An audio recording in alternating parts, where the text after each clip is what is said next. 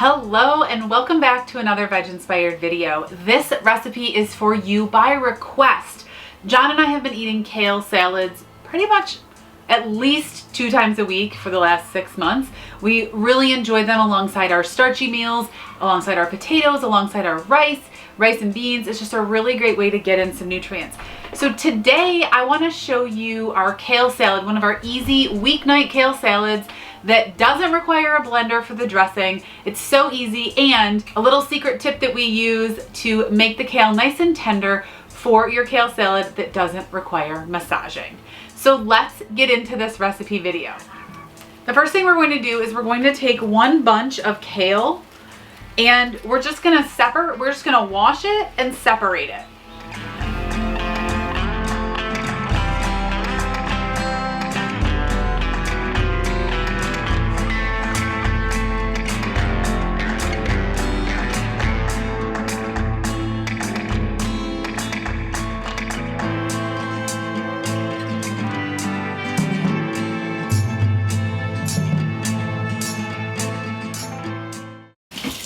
So what you were watching me do was wash the kale and then just pulling the leaf off of the stem and separating the stems. The next step is I'm gonna just start to tear apart the leaves. Now I could have done this while I was washing, but I just have a system and this really works. I'm just going to tear them into smaller pieces.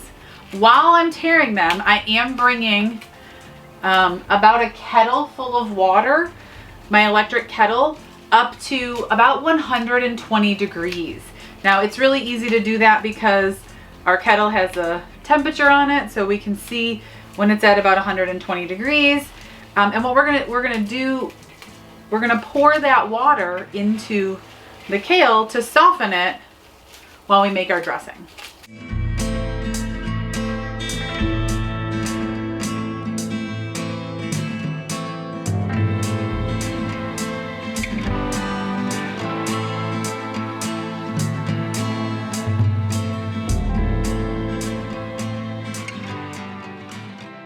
So I've torn them into all little bite-sized pieces. Yes, I have a kitchen assistant. Jump down.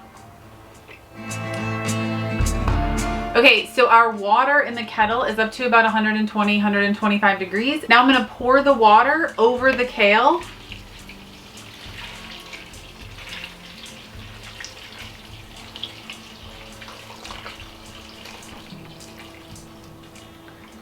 We're gonna submerge the kale in water. Now I like to use my salad spinner and just set this on top and press it down, and then the kale then is submerged in the water. And then we'll be back to the kale in about 10 minutes. Okay, so while the kale is soaking in that warm water, we are going to make a creamy Italian dressing. We love this dressing. It's a little bit of a play off of the Italian dressing in the 30-minute whole food plant-based cookbook. And so I'm gonna run through the ingredients really quick, but if you want the full recipe, you can check it out in the description below or in the 30-minute cookbook, and then you just sub tahini for the aquafaba to make it creamy. So the first thing we're going to add is 1/3 cup of water. We'll do 1/3 cup of water.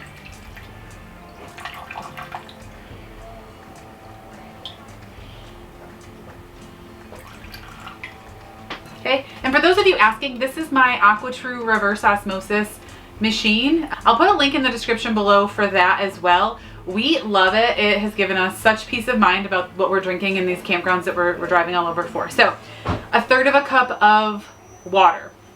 Next, we have 1/3 cup of balsamic vinegar. So I'll put that in.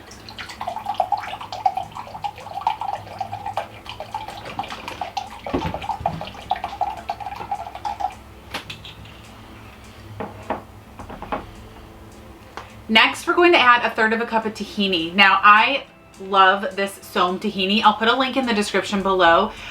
They're one of our VegInspired partners, and they make the best tahini. It's so easy to get out of this container, and the texture is so good. It's so creamy. Now, I like to measure this after I've done the liquid, so that now I'm just adding enough tahini to bring the liquid amount up to a cup.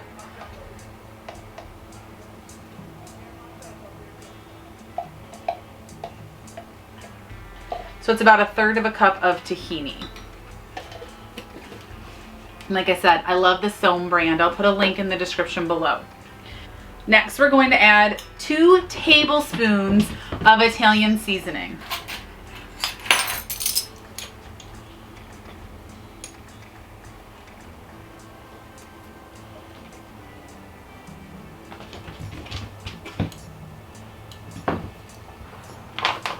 Then we're going to add 2 tablespoons of nutritional yeast. Now, if you follow the channel, you know that I'm a huge fan of Foods Alive. I'll put a link in the description below. This is my favorite nutritional yeast. It's unfortified. It doesn't have a bunch of weird stuff in it. It's legitimately just nutritional yeast. That's all it is. And so this is my favorite. It's super clean, and you can get it from you can get it from Foods Alive. I'll put a link in the description below. If you use that link, or if you use the code VegInspired24, you actually save on your order.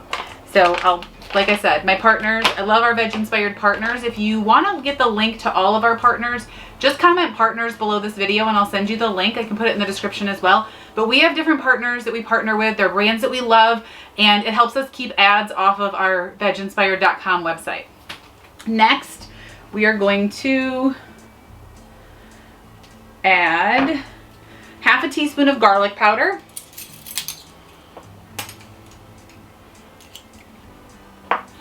half a teaspoon of onion powder or minced onion, whatever you have, garlic, onion granules, whatever you have, and then half a teaspoon of paprika. The last ingredient that I think is like a special ingredient is miso, and we're gonna do 1 tablespoon of miso.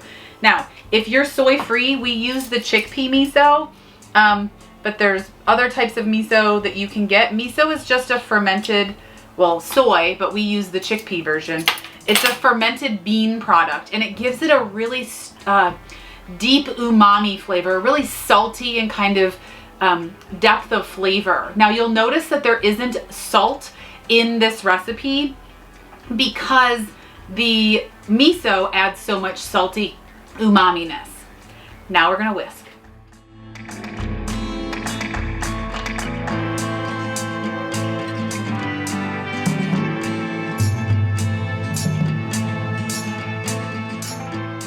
You want to whisk it really, really well to break down that miso chunk that you put in. Now, some people like to add the miso first and whisk the miso with a little bit of warm water instead of just the cold water, the room temperature water that I poured in.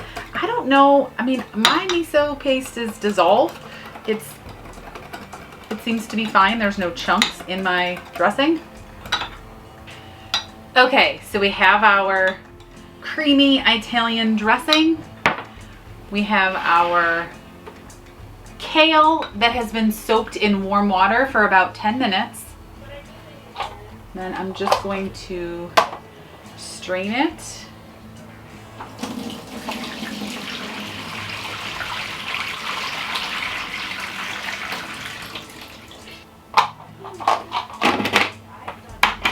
And then we're gonna spin it in the salad spinner.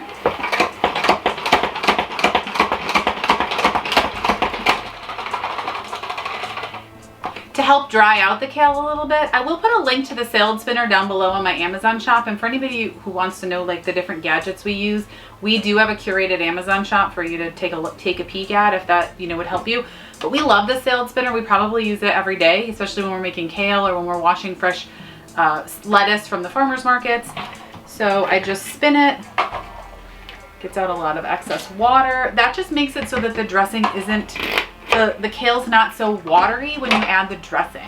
Kind of thins out the dressing a little. So I just go a couple of times. And then I just dump it back in the bottom of the salad spinner. And that's where we toss it. So this kale's been washed and soaked, torn into little pieces, and it's nice and tender. So you didn't have to massage it for 30 minutes and get, do our hand muscle workout. You literally just soaked it and now it's ready to eat. So let me toss it with our dressing and then I'll plate it up. Now, this is about a batch, which makes about a cup of dressing. It really depends on how much is in your bunch of kale. This was about 7 stalks of kale. So we'll see how much dressing it needs. Sometimes the kale bunches are really big and we need the whole amount. If you're cooking for a whole family, you might need a batch of this and 2 bunches of kale. It just depends. And it also depends on how much dressing you like on your kale salad. So I'm going to use about half of it right now to start. I'm just going to get my tongs and toss. We actually like our salads pretty well dressed, so I'll probably use almost the whole batch.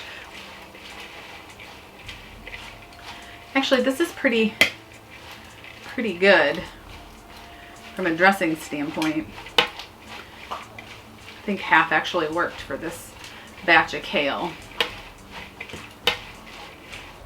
I guess if we want more dressing, we can always add it later. And for John and I, we just plate up a nice big salad.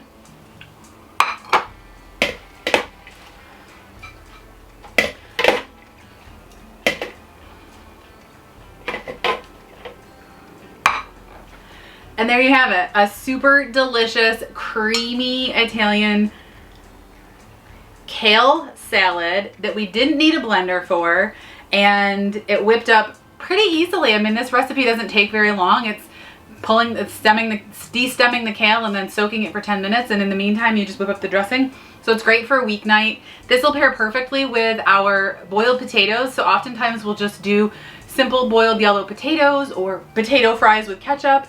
So this is really good. And